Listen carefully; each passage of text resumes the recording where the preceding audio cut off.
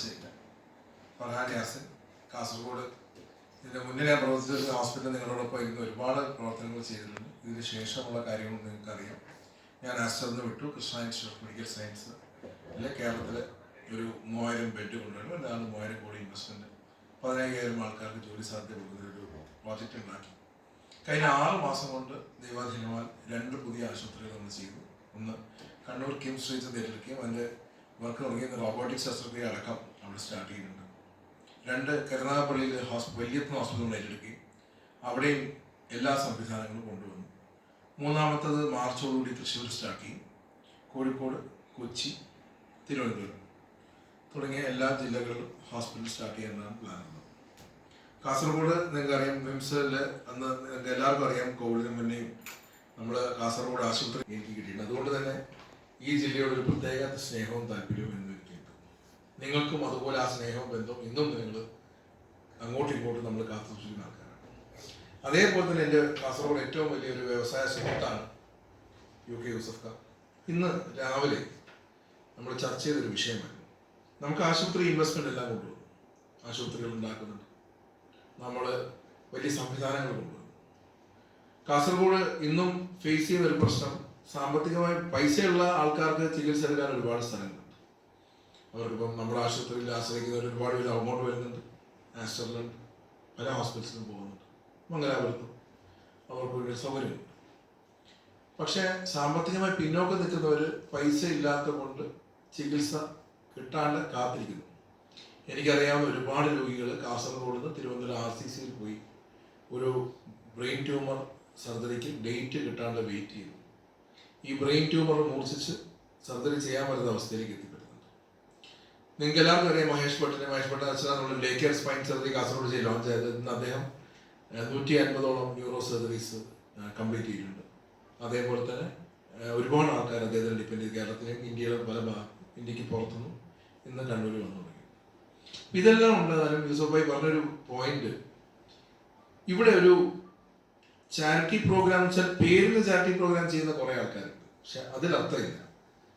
നമുക്ക് ഒരു രോഗി ഉണ്ടെങ്കിൽ അർഹതപ്പെട്ടതാണെങ്കിൽ, ഇപ്പോൾ ഒരു സ്വകാര്യ ആശുപത്രിയെ സംബന്ധിച്ചിടത്തോളം ഏർപ്പെട്ട ആൾക്കാരെ കണ്ടുപിടിക്കുകയും അവർക്ക് വേണ്ടി നമ്മൾ തീരുമാനിച്ചിരിക്കുന്നത് നമ്മുടെ ആശുപത്രി ചാർജ് ഒഴിവാക്കി കൊടുക്കുക, അതേപോലെ തന്നെ ഡോക്ടർമാരുടെ ഫീസ് പൂർണ്ണമായിട്ട് ഒഴിവാക്കുക.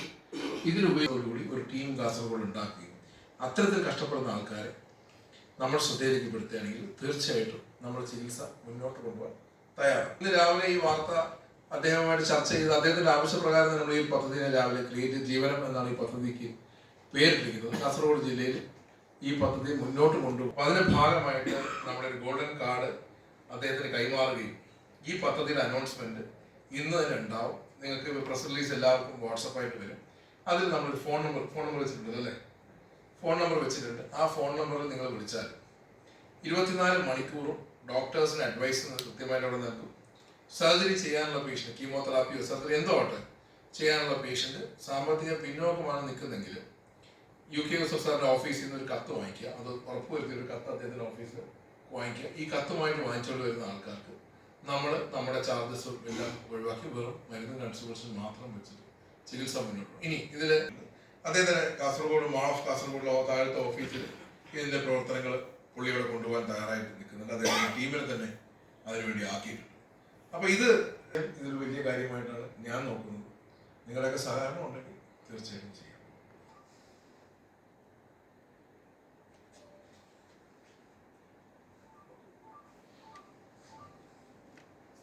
₹3000 കോടി രൂപയാണ് ഇൻവെസ്റ്റ്മെന്റ് ചെയ്യാൻ വേണ്ടി പോകുന്നത്. അപ്പൊ അതിന്റെ സാധ്യതയായിട്ട് എൻ്റെ പ്രിയ സുഹൃത്ത് ഫർഹാൻ യാസിൻ ഉണ്ട് എന്നുള്ളത് എനിക്ക് വളരെ ഒരു കോൺഫിഡൻസ് ആണ്. കാരണം മുമ്പ് ആസ്റ്ററുള്ള സമയത്തും ഞാനും ആസർ മുമ്പിലും നല്ല ബന്ധം ആയിരുന്നെങ്കിൽ പോലും അതില് പാവങ്ങൾക്കൊക്കെ സൗജന്യമായി ചെയ്യാനോ അല്ലെങ്കിൽ അതിൽ ഡിസ്കൗണ്ട് ഒക്കെ ചെയ്യാൻ വേണ്ടി ഏറ്റവും കൂടുതൽ ആശ്രയിച്ചിരുന്നത് ഫർഹാൻ സാറിനായിരുന്നു. അപ്പൊ അതിലില്ലാത്ത നമ്മൾ ചേടപ്പെട്ട എല്ലാ കേസിലും കഴിവിന്റെ പരമാവധി ചെയ്തു തന്നിട്ടുണ്ട്. അതിന് എനിക്ക് ഏറ്റവും നന്ദിയും ആ ഒരു കടപ്പാടുമുണ്ട്. അങ്ങനെയാണ് ആ ബന്ധങ്ങൾ തുടർന്ന് പോകുന്നുള്ളത്. അപ്പൊ കേരളത്തില് എല്ലാവരും ആ ഹോസ്പിറ്റൽ ആണെങ്കിൽ പോലും അതിലും ഒരു ജീവകാരണം ആ ഒരു ചിന്ത എപ്പോഴാണ് എന്ത് ബിസിനസ് ലൈനിൽ ഉണ്ടാണെന്ന് ചിന്തിക്കുന്ന ഒരു കൂട്ടത്തിലാണ്. അപ്പൊ അതിൽ ഏറ്റവും മുൻപന്തിൽ നിൽക്കുന്ന ഫർഹാൻ യാസിൻ അവരെ ഞാൻ ഈ വേദിയിൽ അവരെ എൻ്റെ സ്നേഹം എൻ്റെ കടപ്പാട് ഞാൻ അറിയിക്കാൻ വേണ്ടി ഈ വേദി ഉപയോഗിക്കുന്നു. അതുപോലെ തന്നെ ഇതിനെല്ലാ സഹായങ്ങളും ഉണ്ടാവുന്നുള്ള പ്രതീക്ഷയോടുകൂടി തന്നെ കാസർഗോഡിൻ്റെ എല്ലാ കാര്യത്തിലും മുൻപന്തിൽ നിൽക്കുന്ന അവരുടെ ആ ഒരു ജീവനാടിയായി ഞാനും കൂടി ഉണ്ടാവുമെന്ന് ഈ വേദിയിൽ ഞാൻ അറിയിച്ചുകൊണ്ട് നിർത്തുന്നു. പിന്നെ ഞാൻ നിങ്ങളെ പോലെ തന്നെ അങ്ങനെ അല്ലെങ്കിൽ ഒരു 10-20 വർഷം മുമ്പ് ഒരു ചെറിയ പത്രപ്രവർത്തനമൊക്കെ ആയിട്ട് പിന്നെ അതൊക്കെ ഉണ്ടായിരുന്നു, അറിയായിരിക്കും. ഇപ്പോൾ നിങ്ങൾ എല്ലാ കാര്യത്തിലും കൂടെ നിൽക്കുന്ന ഒരു വ്യക്തിയും കൂടിയാണ്. എന്തായാലും എല്ലാവരും ഒന്നിച്ച് കണ്ടതിൽ സന്തോഷമുണ്ട്. പിന്നെ നാളത്തെ ഈ പരിപാടിക്ക് ഞങ്ങൾ എല്ലാവരും ക്ഷണിക്കുന്നുണ്ട്. എല്ലാവരും വരണം നിർത്തുന്നു.